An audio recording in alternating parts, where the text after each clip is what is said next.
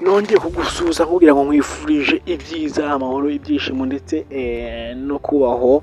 Nkubwira ngo ni wa musore wanyine genda bagezaho amakuru agiye atandukanye kuri ya YouTube channel yanyu musanzwe menyereye. Nkubwira ngo rero nawe utarakanda subscribe nicyo cy'ingenzi kugira ngo ujye ukomeza ubone amakuru abanagenda atrading.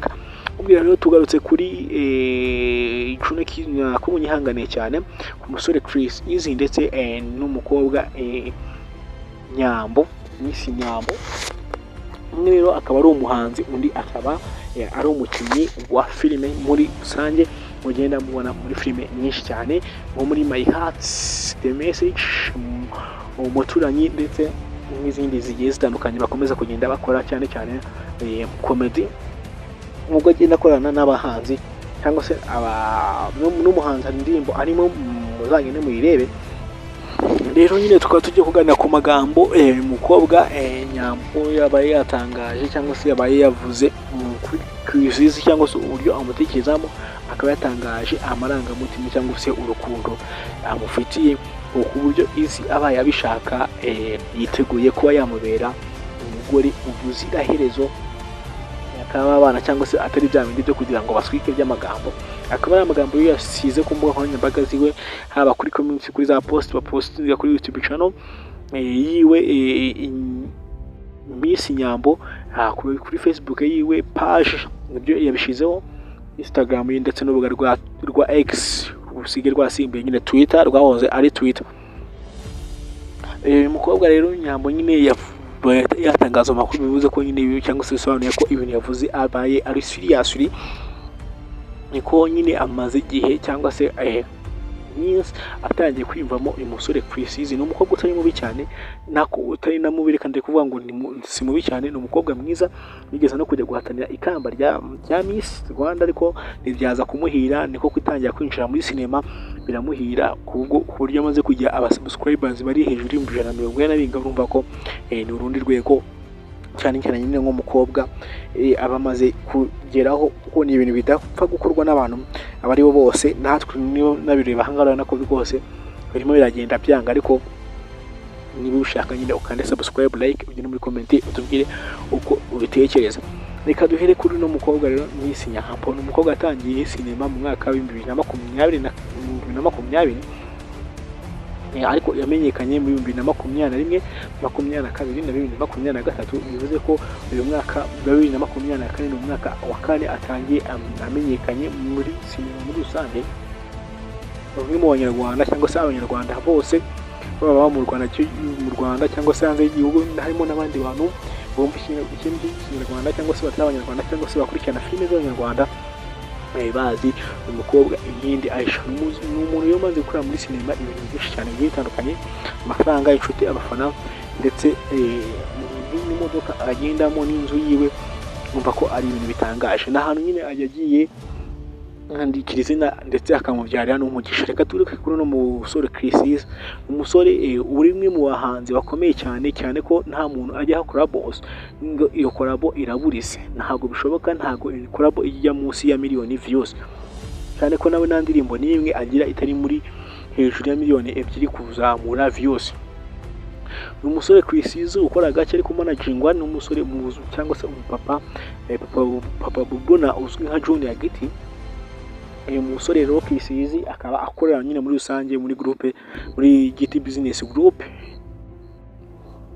aho akomeza kugenda afashwa nyine na Giti. Nawe ni watangiye umuziki kera kuko ngo yatangiye gukora mbere ya corona, ariko yaje kujya mu marushanwa nyine yo kuba yaririmba, abaye naho akura ubushobozi bumujyana kwiga film making, kuko uyu ngura bize ko usibye no kuba aririmba ni mu producer, akora n'indirimbo cyangwa se clips, videos, akaba yajya no mu mafoto rwose akayakora. Avuga ko rero yagiye mu rushanwa yo kuririmba, igihembo yakuyemo no kujya kwiga film making.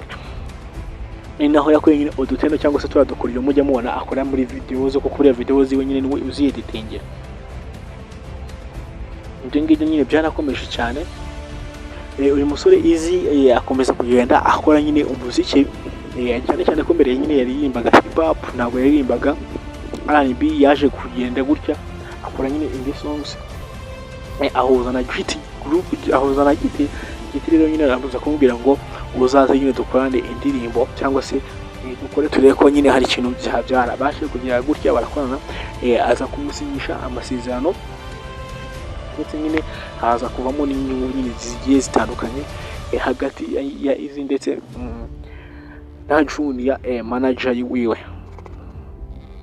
Mu nyihangane nyine yabajemo akabazo gatoya cyane, nari ndi kubabwira nyine kuri Chris eazy ndetse n'umukobwa wacu Nyambo. Rero umukobwa wacu Nyambo rero yagize gutya apostinga amagambo akomeye cyane ku rubuga rwe rwa X cyangwa se rwa Twitter ndetse n'urubuga rwe rwa Instagram ndetse na Facebook page, yavuga kuri n'umusore Chris eazy nyine nkuko ndi kubibabwira muri rusange. Mu magambo nyine agira utya ngiye kugusomera, avuga ati nyine ndabashuhuje abafana banjye cyangwa se bandi bantu bose nyine musanzwe munkurikirana na Miss Nyambo.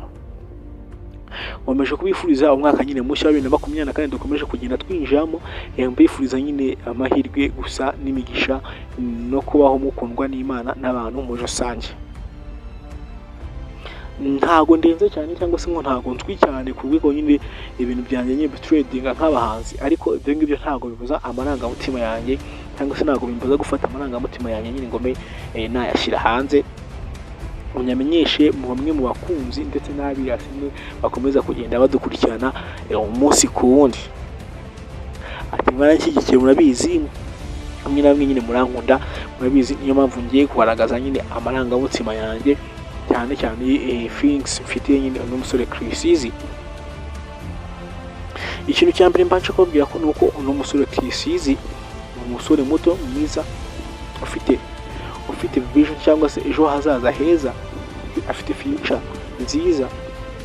Iyo mubonye mubonamo nyine umupapa cyangwa se umubyeyi mwiza mu gihe kizaza, bitewe n'ubwitonzi cyangwa se uburyo ngiye mubonamo. Wenda bikurikije nyine imiririmbire cyangwa se ibyo akora mu ma videos nakazi cyangwa se ibyo nanjye muri videos nakazi kugira ngo umuntu arebe ko bwacya kabiri, ariko ibyo ngibyo ntabwo bikoraho ko ngewe Nyambo mbivuze mbyeruye ko uno musore Chris eazy mukunda kurusha uko naba narakunze abandi bahungu bose naba narahuye nabo ku isi. Abaye nyine abyemeye, nta kwifuje kuzakomezanya urugendo rwanjye nawe kuko n'ubundi ndakuze, nawe ntago ari umwana, nta kwifuza kuzakomezanya urugendo rwanjye nawe, turi kumwe turi babiri. Nizere ko kandi abantu nyine babaye yabyemera ko abantu mwakunda ndetse n'Imana ikadushigikira. Ibyo ngibyo nibyo cyangwa se nizo feelings zanjye mfitiye umusore Chris eazy.